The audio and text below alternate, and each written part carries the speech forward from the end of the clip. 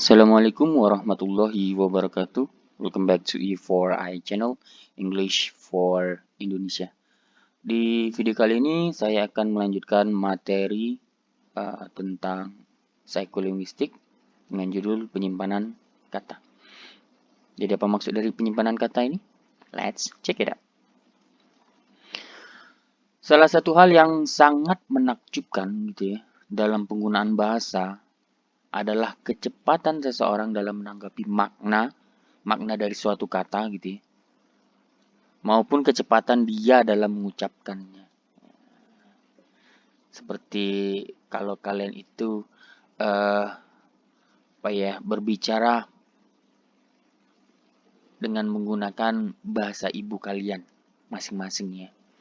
Biasanya kan orang kalau ngomong dengan menggunakan bahasa ibu itu kan kecepatan dia berbicara itu kan ya bisa dikatakan tergolong cepat ya karena bahasa ibu. Jadi intinya di sini saat mereka menggunakan bahasa ibu, mereka tidak mikir gitu ya, tidak harus perlu mikir untuk berbicara. Biasanya mengalir begitu saja ketika ingin berbicara sesuatu hal kepada orang lain gitu ya. Jadi sebenarnya apa sih yang menyebabkan hal ini bisa terjadi gitu ya? Orang itu bisa menanggapi makna gitu ya. Bisa dengan cepat, oh dia ngomong ini, oh dia maksud dia ini, oh dia maksudnya ini gitu ya. Kemudian dibalas lagi dengan mengucapkan respon yang dengan kecepatan yang sama, bisa dikatakan seperti itu ya. Apa sih yang menyebabkan hal itu terjadi gitu ya? Ya hal ini dikarenakan ya bisa dikatakan jumlah dari kosakata yang dimiliki oleh orang tersebut. Intinya di sini apabila orang tersebut itu ya hanya memiliki sedikit kosakata, maka kecepatan dalam menanggapi makna ya maupun dalam hal pengucapan ya sudah pasti akan terhambat gitu ya. Misalkan saja kalian baru belajar bahasa Inggris, ya, berapa banyak sih kosakata yang sudah kalian kuasai? Kira-kira seperti itu ya. Kalau baru sedikit sudah pasti ya, kecepatan kalian menanggapi suatu ujaran itu akan sangat lambat. Ya, sudah pasti kita akan mikir terlebih dahulu gitu ya. Apalagi untuk membalas atau merespon dari ujaran seseorang. Ya, karena kosakata kita tidak banyak. Jadi sudah pasti kita akan menemui kendala di situ ya. Pasti menemui kendala karena kosakata yang kita miliki tidak banyak. Contoh misalkan saja ya. Ini contoh. Apa yang ada di pikiran kalian apabila kalian itu mendengar atau melihat kata tomorrows. Ya, coba dipikir-pikir terlebih dahulu. Ya. Apa sih yang ada di benak kalian kalau kalian itu melihat suatu tulisan ada kata-kata tomorrows? Ya, atau mendengar kata tomorrows? Ya. Apa sih yang ada di dalam benak kalian gitu ya? Ya ini ya. Jadi apabila kalian itu memiliki atau menguasai kosakata bahasa Inggris lebih dari 60.000 kata ya. Intinya itu ya. Ya biasanya ya hanya memerlukan ya beberapa detik saja ya untuk mengatakan bahwa kata itu tidak ada. Ya, it doesn't exist gitu ya. Kata tomorrows tadi itu tidak ada. Ya, dengan catatan ingat ya, kita bisa merespon seperti ini ya, maksudnya adalah kata itu tidak ada ya ketika kalian itu sudah memiliki kosakata bisa dikatakan lebih dari 60.000 kata dalam bahasa Inggris. Ya. Jadi intinya ketika kalian punya itu ya, menguasai kosakata lebih dari 60.000 ya sudah pasti kalian akan menanggapinya dengan sangat sangat cepat ya. Tomorrows. Setahu saya tidak pernah ada kata tomorrows dalam bahasa Inggris ya. Atau jika tidak ya mungkin dia akan berkata bahwa dia tidak tahu kata tersebut. Ya, apabila misalkan saja dia 60.000 punya. Ya, kalau dia bilang kata itu tidak ada ya it doesn't exist atau dia akan berkata bahwa waduh saya tidak tahu kata tersebut. Ya, sepanjang yang saya pelajari misalkan saja ya tentang kosakata, saya tidak pernah menemukan kosakata tersebut. Ya, kira-kira seperti itu ya. Ya pada kenyataannya ya memang kata tersebut ya tidak ada dalam bahasa Inggris gitu ya. Walaupun dari segi bunyi dia memenuhi syarat sebagai kata ya. Dari segi bunyi, tomorrows ya. Maksudnya di sini bunyi-bunyi tersebut ya ada. Bunyi-bunyi tersebut ada. Eh, Maksud saya itu tidak asing bagi penutur penutur asli bahasa Inggris ya.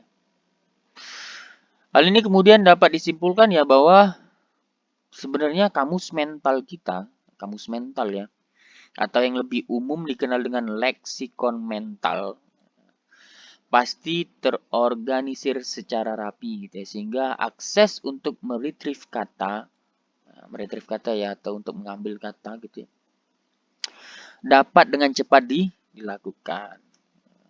Kamus mental ya. Jadi di sini kita akan membahas tentang kamus mental tadi ya, atau leksikon mental ya. Dalam bahasa Inggrisnya the mental lexicon ya. Jadi apa sih sebenarnya leksikon mental ini? Ya, leksikon mental atau sering juga disebut sebagai kamus mental, dia itu mempunyai sistem yang memungkinkan kita itu untuk meretrieve kembali kata-kata secara cepat. Ya, secara cepat ya intinya itu. Ya mungkin bisa jadi sepersekian detik gitu ya. Kita bisa meretrieve kata. Ya. Dengan catatan kata tersebut sudah ada di dalam leksikon mental kita dulu ya. Ya artinya itu kita pernah mendengar kata tersebut atau pernah menggunakan kata tersebut ya. Itu untuk memudah kita meretrieve kata yang ada di leksikon mental kita. Kalau kita tidak pernah melihat kata tersebut, tidak pernah mendengarnya, ya sudah pasti tidak akan ada di leksikon mental kita. Meskipun leksikon mental itu mempunyai persamaan dengan kamus biasa itu maksudnya kamus buku ya. Yang ini kamus yang berupa buku yang biasanya kalian punya di rumah gitu ya. Kalau leksikon mental itu kamus yang ada di pikiran kita, yang ada di benak kita ya. Yang ada di otak kita intinya itu ya. Tapi katanya apa, terdapat beberapa perbedaan yang cukup signifikan ya. Perbedaan antara kamus biasa atau kamus buku ya, kamus tradisional seperti itu, dengan kamus mental atau kamus yang ada di dalam otak kita. Ya, sebenarnya ada perbedaan yang bisa dikatakan cukup signifikan di sana. Ya. Jadi apa aja sih sebenarnya perbedaan tersebut ya? Kita coba lihat di sini. Ya, apa saja perbedaannya? Leksikon mental versus kamus buku ya. Pertama, kamus biasa itu selalu disusun berdasarkan abjad ya. Kalau kalian pernah, saya yakin lah ya, kalian mempunyai sebuah kamus ya di rumah ya. Kalau kalian perhatikan kamus buku yang kalian punya itu pasti dianya disusun itu berdasarkan abjad. Terus yang kedua, makna kata dalam kamus biasa ya cenderung tetap ya. Makna kata dalam kamus biasa ya, atau kamus buku ya. Ya, saat kalian beli ya, misalkan aja satu kata-kata A itu ya maknanya itulah. Ya. Intinya maknanya cenderung tetap ya. Kemudian kamus biasa ya selalu ketinggalan zaman ya karena alasan teknis kan. Biasanya kan buku itu nanti ada cetakan keberapanya lagi. Untuk menghadirkan cetakan yang kesekian kalinya itu butuh waktu. Ya, intinya di sini dia kamus itu kan tidak setiap hari diupdate, intinya itu ya. Untuk cetakan selanjutnya, update selanjutnya biasanya ya membutuhkan waktu beberapa bulan, bahkan mungkin lebih dari 1 atau 2 tahun ya bisa jadi. Intinya itu. Ya. Jadi sekarang kita akan melihat lebih dalam lagi tentang kenapa kamus biasa itu selalu disusun berdasarkan abjad ya. Jadi di sini maksudnya adalah keterkaitan satu kata dengan kata yang berdampingan lainnya, yaitu kata sebelum dan kata sesudahnya yang disusunnya, ya semata-mata ya berdasarkan kesamaan bunyi atau huruf saja. Ya, biasanya seperti itu ya keterkaitan satu kata. Jadi kata yang sebelum dengan kata sesudahnya biasanya tulisannya agak-agak mirip, ya karena sesuai abjad ya. Jadi mulai dari A dulu. Ya, kemudian lanjut ke B, B semua. Biasanya seperti itu kan, kamus buku ya. Ya. Terus di sini sedangkan leksikon mental itu ya dia memiliki cara menyimpan kata itu beragam. Ya. Apabila kita berbicara tentang leksikon mental ya atau kamus mental kita yang ada di otak kita, memiliki cara dalam menyimpan kata itu ya beragam. Ya. Selain dari kesamaan bunyi dan huruf, ya misalkan saja ya apabila bunyinya sama biasanya akan disusun pada satu ruangan yang sama gitu ya. Huruf yang sama itu biasanya akan disusun di ruangan yang berbeda gitu ya. Tapi sama gitu ya di kamus mental ya atau leksikon mental ya. Misalkan di sini ya kata ayam, harimau, kucing, anjing, dan lain-lain itu disimpan pada ruang yang namanya hewan. Ya, jadi kalau hewan itu ada ayam, harimau, kucing, anjing, dan lain-lain ya itu disimpan pada satu ruangan. Ya, ini salah satu cara menyimpan kata yang ada di leksikon mental ya. Atau misalkan saja kata jeruk, melon, anggur, mangga, ya itu disimpan pada kategori udah pasti buah-buahan. Ya, kalian tidak akan pernah menemukan kata jeruk, melon pada ruangan hewan, kira-kira seperti itu. Itu kamus mental ya. Ya, kira-kira seperti itu. Kemudian makna kata dalam kamus biasa itu cenderung tetap ya. Dia cenderung tetap. Dalam leksikon mental makna kata itu bisa berubah ya. Di leksikon mental kita ya. Di kamus mental kita itu makna itu bisa berubah seiring dengan perkembangan bahasa yang ada di masyarakat sebenarnya. Ya. Di tahun 70-an ya kata hostess itu ya. Kalau bahasa Inggrisnya kan serapan dari hostess ya, bahasa Inggris ya. Itu memiliki konotasi yang negatif kalau di tahun 70-an, zaman-zaman dulu lah ya. Intinya kan di situ dianya negatif lah.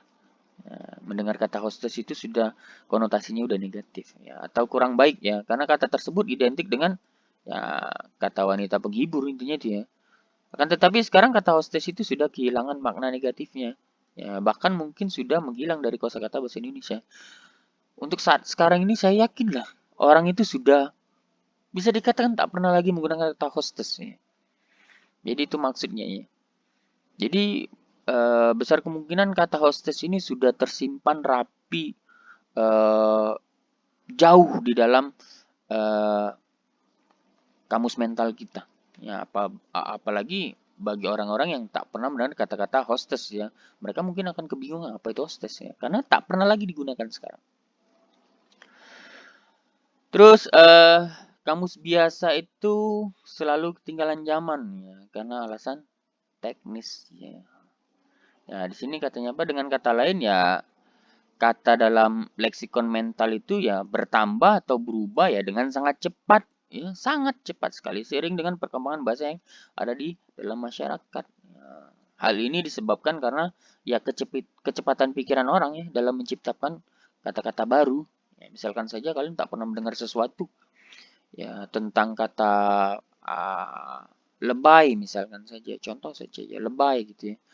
Dulunya nggak pernah mendengarin, jadi tak pernah ada di leksikon mental ya ketika kalian dengar kata tersebut lebay misalkan saja dan tahu artinya apa, itu akan otomatis masuk ke kamus mental kita, otomatis itu. Kalau kamus buku kan dia harus nanti update selanjutnya, ya cetakan selanjutnya baru bisa dimasukkan lagi kata tersebut. Ya, jadi itulah kenapa kamus biasa itu selalu ketinggalan zaman, ya, karena alasan teknis yang butuh waktu. Kalau kamus mental ya enggak, ya, tergantung dari kalian yang mendengar kata baru ya. Kalian biasanya apabila kalian kasih perhatian kata tersebut maka otomatis akan sebenarnya akan masuk ke ini ya ingatan jangka panjang kita. Kemudian masuk ke leksikon mental kita.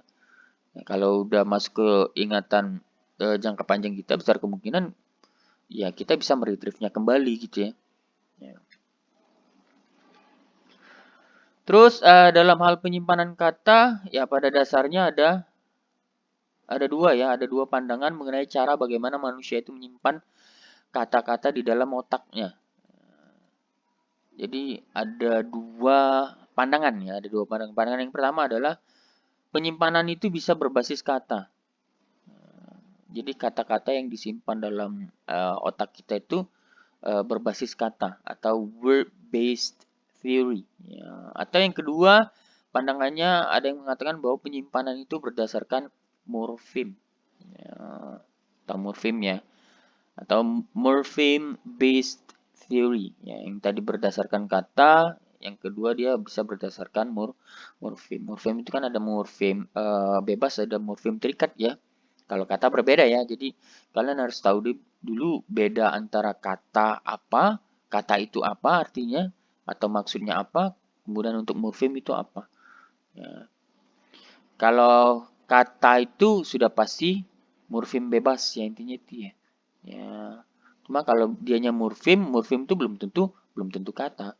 Ya, yang kata itu adalah morfem bebas. Kalau yang dianya morfem terikat, maka itu bukan sebuah kata. Intinya itu ya. Cuma kalau kata udah pasti morfem. Ya, morfem apa jenisnya? Ya, morfem bebas. Ya, kira-kira seperti itu. Penyimpanan berbasis kata ya, atau word-based theory. Ya, jadi dalam penggolongan yang berbasis kata, ya, kata itu disimpan ya secara utuh. Kata disimpan secara utuh ya dalam leksikon mental kita ya, dalam satu wadah. Jadi satu ruangan itu disimpan semuanya itu isinya kata. Kata ya. Ya artinya berupa morfem bebas ya, karena saya katakan tadi ya, yang namanya kata itu sudah pasti morfem bebas ya. Ya, atau dalam bentuk gabungan morfem bebas dan morfem terikat. Ya, karena apabila dianya terdiri, satu kata itu terdiri dari morfem bebas dan morfem terikat, itu juga bisa disebut kata ya. Ya.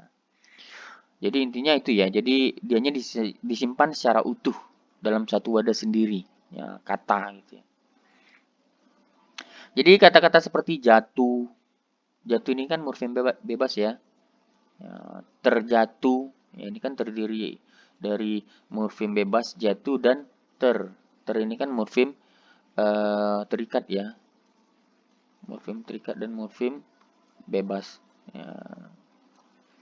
Menjatuhi ya sama ya. Gabungan antara morfem terikat dan morfem bebas ya. Ini kita katakan kata. Kata apa dia? Ya kata kerja. Menjatuhkan, sorry ini salah tulis ya, ini harusnya menjatuhkan saja. Dan kejatuhan itu disimpan sebagai 5 kata yang terpisah-pisah ya, dalam satu wadah yang sama ya. Ya begitu juga kata-kata dalam bahasa Inggris ya sama. Ya, dalam bahasa Inggris juga seperti itu. Misalkan saja sing, sings ya. S ini kan morfem bebas, morfem terikatnya ya. Ya bond morfemnya S ya, nempel pada free morfemnya sing. Ya, jadilah dia sebuah word, sebuah kata sings ya. Sing, sings, singing, ya. Sang, sang, song gitu ya. Ya, singer merupakan 7 kata yang disimpan secara tersendiri sebenarnya. Ya, tetapi tetap dalam satu wadah yang sama, yaitu kata itu tadi ya. Argumentasi untuk teori ini ya, adalah bahwa retrieval yang dapat dengan cepat dilakukan itu karena ya kita hanya tinggal mencomot saja kata yang kita inginkan dari leksikon mental kita ya. Kita butuh kata menjatuhi ya, kita tinggal ambil saja menjatuhi. Kita butuh kata terjatuh, kita ambil saja kata terjatuh. Nah, intinya itu ya. Kemudian untuk penyimpanan berdasarkan morfem ya atau morpheme based theory gitu ya. Pandangan lain membantah dan menyatakan bahwa katanya apa? Penyimpanan kata yang berdasarkan kata itu atau word based theory itu sangatlah boros. Ya, boros katanya. Kenapa? Karena minda kita itu harus menyimpan ribuan kata. Dari 50.000 sampai 80.000 kata sebenarnya.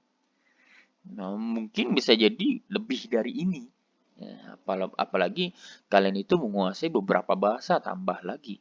Ya, kira-kira seperti itu. Dan itu disimpan dalam satu ruang yang sama, yaitu kata yang berbentuk kata. Ya. Intinya itu. Jadi sangat boros. Pandangan lain mengatakan seperti itu ya. Jadi pada penyimpan kata yang berdasarkan morfem ini tadi katanya apa? Ya morfem bebas ya. Ya, jadi kan yang namanya berdasarkan morfem berarti ada morfem bebas atau free morfem.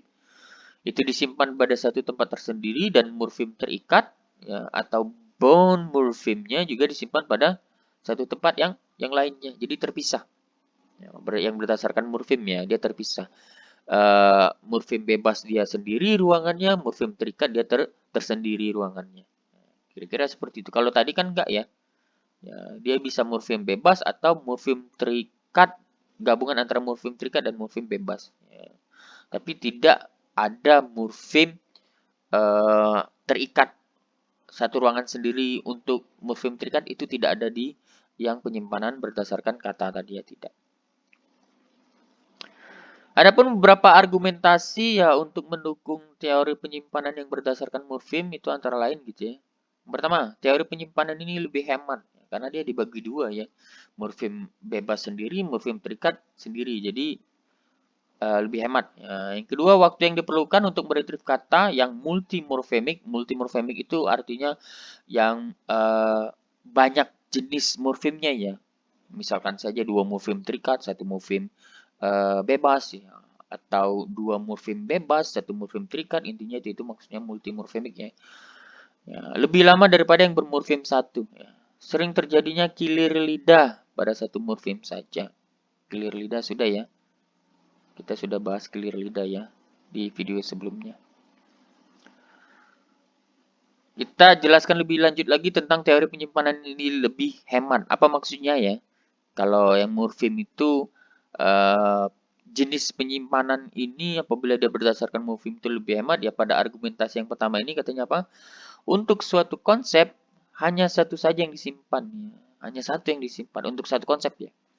Konsep lain yang berkaitan ya, konsep lain yang berkaitan dari yang tadi ya, dari satu morfem yang tadi itu diramu dengan mencampur morfem utama dengan afiks yang relevan. Yang tidak relevan yang tidak ya. Intinya itu ya. Afiks-afiks ini ya tidak hanya ditempelkan pada satu morfem saja sebenarnya. Afiks ya, imbuhan ya, intinya itu ya. Tetapi juga pada morfem lain manapun yang memenuhi persyaratan tertentu. Misalkan saja prefix ter, ya, awalan ter. Nah, awalan ter ini kan tidak hanya dapat diramu dengan morfem jatuh saja, hanya terjatuh gitu ya. Ya tidak. Jadi ter ini bisa juga digandeng dengan kata dengan morfem bawa gitu ya, jadi terbawa atau pukul, terpukul atau tipu, tertipu. Jadi morfem terikat yang ter itu dianya satu. Nah, karena imbuhan itu kan nggak banyak sebenarnya. Ya, kan dianya kan terbatas. Beda dengan morfem bebas ya. Ya, kalau morfem bebas kan banyak jumlahnya. Ya, dan mungkin bertambah kalau dianya imbuhan kan tidak. Ya, jumlahnya ya segitu-segitu saja. Ya, kalau di bahasa Indonesia kan awalan itu kalau nggak ter, ber, me gitu ya, meng, intinya itu ya, dan yang lainnya. Begitu juga dengan suffix er, yang pada bahasa Inggris ya, yang tidak hanya dapat diterapkan pada morfem sing, ya, jadi singer misalkan saja, nah, tetapi juga pada lead, leader, teach, teacher, work, worker, ya. Sehingga terbentuklah ada kata leader, ada teacher, ada worker. Nah, jadi dianya lebih hemat. Ya, satu kata lead, lead saja, teach, teach saja, work, work saja. Yang er-nya dianya di ruangan yang berbeda. Itu maksudnya. Kemudian waktu yang diperlukan untuk meretrieve kata yang multimorfemik itu lebih lama daripada yang bermorfem satu. Misalkan saja tadi ya kata hunter itu akan diproses lebih lama daripada daughter. Karena hunter itu kan terdiri dari morfem hunt dan suffix er, ya, hunt dan er, hunter, jadi dari hunter. Atau read, ya, ditambahkan er, reader, ya, suffix er. Nah, sedangkan kata daughter itu tidak berasal dari kata dot and kan tidak jadi daughter gitu ya, enggak. Ini kan satu kata yang utuh. Maksudnya di sini adalah ini kan satu morfem bebas, bukan satu morfem bebas ditambah satu morfem terikat, kan tidak. Nah, ini maksudnya ya. Jadi waktu yang diperlukan untuk meretrieve kata itu ya yang multimorfemik ya, yang lebih dari satu jenis morfem itu lebih lama daripada yang bermorfem satu. Terus sering terjadinya kilir lidah pada satu morfem saja. Jadi kenyataan bahwa orang terkilir lidahnya itu dengan mengucapkan misalkan saja ya dia mengucapkan it pays to wait ya, padahal dia itu sebenarnya ingin menuturkan it waits to pay. Ya, kebalik ya, berarti kan kilir lidah. Pengen nyebut it waits to pay, ya, ini ya. Tapi ternyata dia kesebutnya it pays to wait. Ya, jadi di mana wait dan pay tadi berpindah tempat ya, kilir lidah ya. Tetapi kan affix inflectional S-nya itu kan masih tetap berada di tempat semula. Jadi menunjukkan bahwa morfem terikat S itu ya disimpan secara terpisah sebenarnya. Terpisah. Nah, intinya itu ya. Tidak nempel. Dianya terpisah. Kalau yang berbasis kata tadi kan dianya nempel. Dia jadi satu. Base jadi satu. Ya, misalkan weights ya juga jadi satu. Cuma kalau dianya berbasis morfem tadi S ya sendiri. Ya, kita bisa menempelkan S itu hanya ada dua jenis kata aja kan. Makanya dia dikatakan terpisah tadi ya. Ya, S itu kan hanya ada dua kemungkinan. Kalau nggak dia nempel pada kata kerja atau verb ya dia nempel pada kata benda. Kalau dianya nempel pada kata kerja S berarti dia kan penanda bahwa subjeknya singular ya, present sudah pasti. Ya, kalau dianya nempel pada noun S berarti dianya plural ya, jamak. Ya, intinya itu ya. Misalkan lagi di sini ya, kata whiteboard dan teaspoon ya. Ini tidak tersimpan secara khusus sebenarnya. Ya, masing-masing dia memiliki dua morfem yang terpisah, yaitu white and board gitu ya, serta tea and spoon. Ya, pemisahan ini disebabkan oleh makna yang bisa ditelusuri ya, apabila kata tersebut digabung ya. Kita tahu white, kita tahu board artinya apa, tea dengan spoon juga sama, jadikan satu. Intinya di sini ada dua ini ya, ada dua morfem ya yang menggabung menjadi sebuah kata. Dua morfem bebas yang menjadi satu kata. Whiteboard adalah board yang berwarna white ya, intinya itu ya, papan yang berwarna putih ya. Sedangkan teaspoon adalah spoon, sendok untuk mengaduk tea ya, atau teh. Oke, jadi intinya itu ya. Baik, sekian materi pembelajaran tentang penyimpanan kata ini. Ya, mudah-mudahan apa yang telah saya jelaskan ini dapat kalian mengerti dan dapat dipahami. Apabila ada yang ingin ditanyakan, silakan kalian tulis pertanyaan kalian di kolom komentar. Mudah-mudahan saya bisa menjawabnya gitu ya. Kita di sini diskusi ya. Jangan lupa untuk subscribe channel ini dan aktifkan loncengnya agar kalian dapat notifikasi ya yang belum ya. Karena masih ada video selanjutnya tentang psikolinguistik ya gitu yang akan saya upload ya. Oke, sampai jumpa di video pembelajaran berikutnya. Thank you for watching and bye-bye.